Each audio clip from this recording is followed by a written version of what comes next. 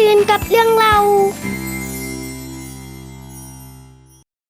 สบายดีละลานทุกคนสบายดี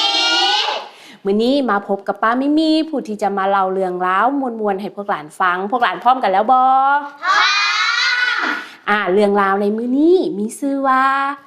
ปัญญากับการไปโรงเรียนในมื้อทำอิฐส่วนจะเป็นแนวใดนั้นพวกเฮาไปติดตามกันเบิ่งเนาะเป็นมื้อที่สดใส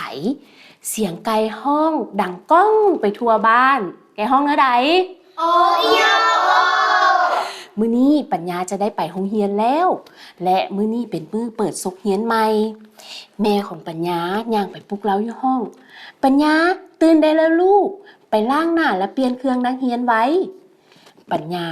ก็ลุกออกจากเตียงและไปเปลี่ยนเครื่องแต่ว่า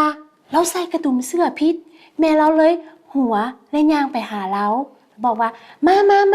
แม่สิช่วยลูกใส่กระดุมหลังจากนั้นแม่เราก็ไปเกียมอาหารให้เรา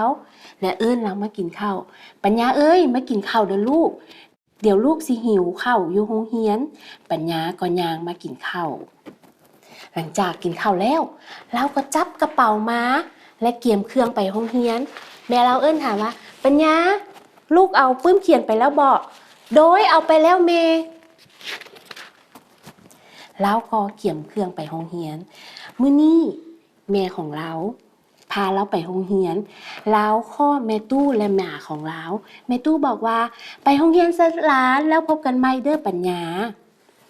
หลังจากนั้นเราก็จับมือแม่ของเราและพากันย่างไปโรงเรียนนำกันระหว่างทางไปโรงเรียนพวกเขาเห็นเด็กคนอื่น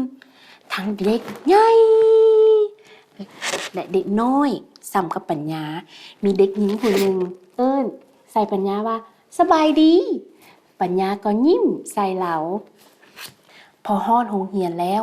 เราเห็นเดินที่กว้างใหญ่และเราเห็นเด็กน้อยหลายๆคนที่เรายังบ่เคยเห็นมาก่อนเราเห็นแม่ของเราย่างไกลออกไปแล้วโตน้อยลงปัญญาคิดว่าเราจะได้เห็นแม่เราอีกบ่เราก็เล่นกลับคืนไปหาแม่เราและร้องไห้แล้วเว้ากับแม่เราว่าลูกยังบ่แม่นผู้ใหญ่ลูกอยากกลับเฮือนแม่ของเราว่าบ่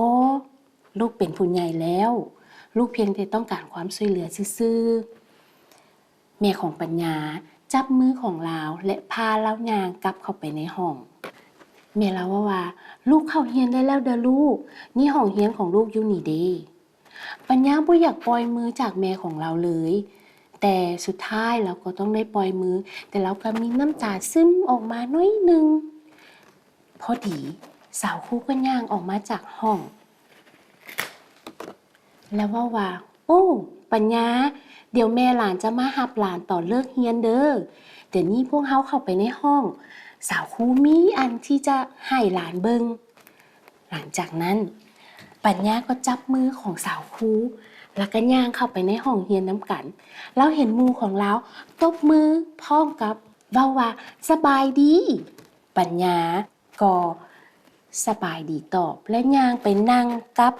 นักเรียนหญิงผู้ที่ยิ้มให้เรานั่นเป็นมื้อทำอิฐของปัญญาในการไปโรงเรียนเราตื่นเต้นหลายแม่นบ่ล่ะหลานแม่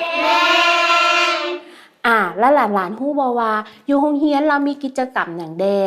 บ่เอาคันสั้นถ้าอยากฮู้ว่าอยู่โรงเรียนสิมีกิจกรรมหยังแดหลานต้องไปเรียนคือกับปัญญาเนาะโดยแล้วกลับมาพบกับป้ามิมีใหม่ในตอนหน้ามื้อนี้สบายดีสบายดีบ๊ายบาย